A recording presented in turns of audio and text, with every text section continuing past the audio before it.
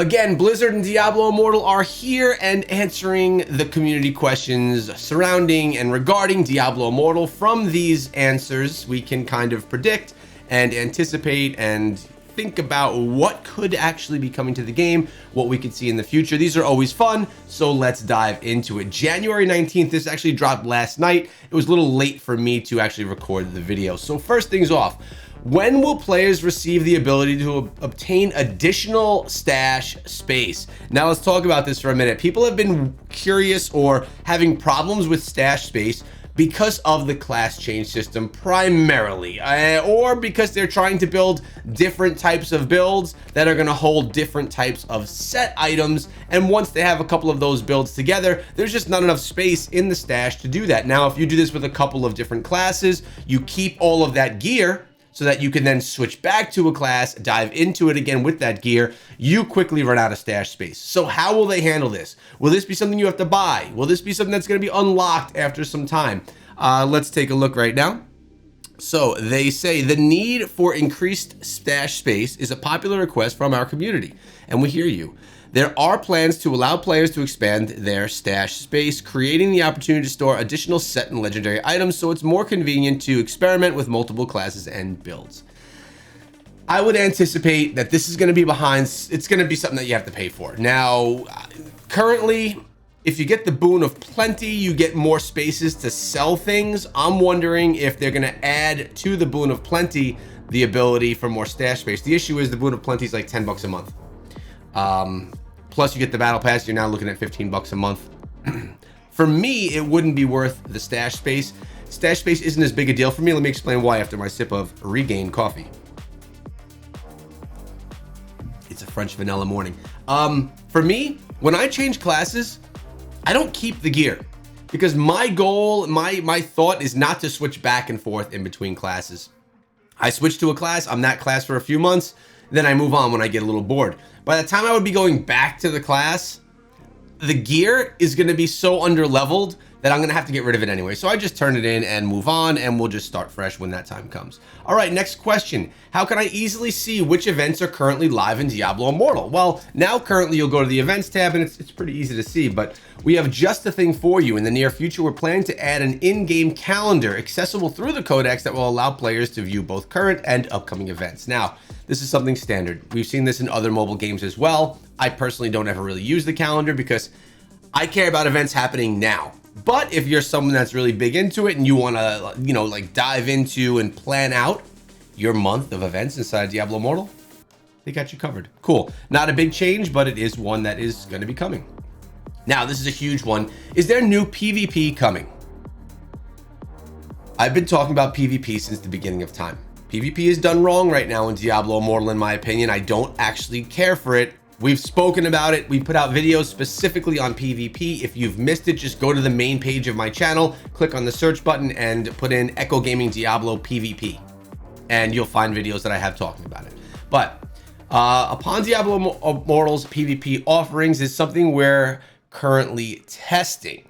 We have a few avenues we're considering, and we'll have more details for you about new modes in the future. Very generic there. Not much information. Not even in the near future, just in the future, which could mean next month, which could mean next year, which could mean whenever. The cool thing is that they are messing around with more PvP. Hopefully they're listening to the channel, listening to the community as they always do, and coming up with some good ideas that will kind of bring the hearts and souls back to the PvP Diablo players that we now have. All right.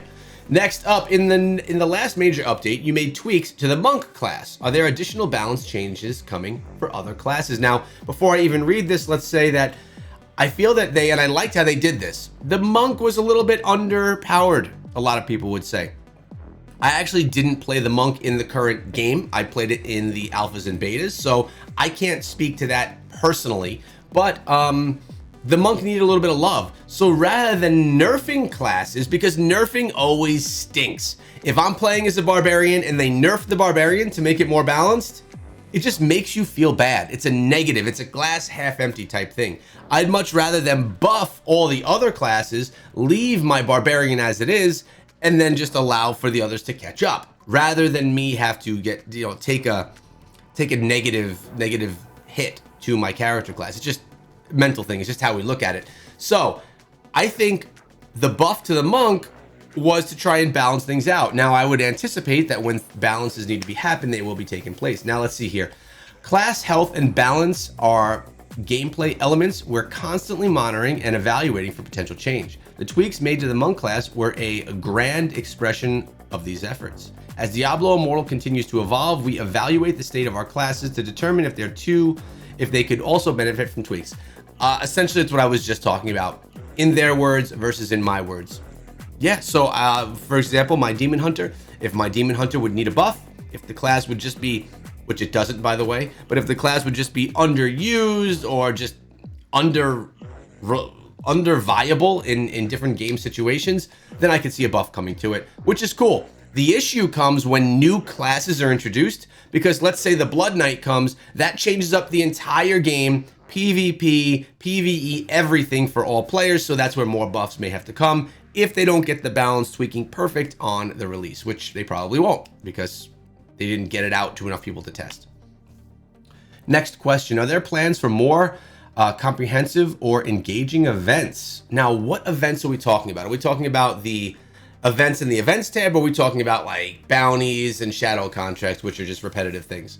Yes, the Fractured Plane was our first event that introduced all new gameplay. Given the initial success of this event, we've been exploring other events that heavily modify Immortal gameplay. We have more information on this for you in the near future. By the way, it has been a very light week of Diablo Immortal for me. I've done the Shadow Wars, I've done my bounties, I've done my shadow contracts, but I have not done the Fractured Plane. And this is the event that I wanted to come back to the game. So what I may do with you guys, maybe tonight, is do a live stream of me just playing through the Fractured Plane with the community, a fun event with you guys.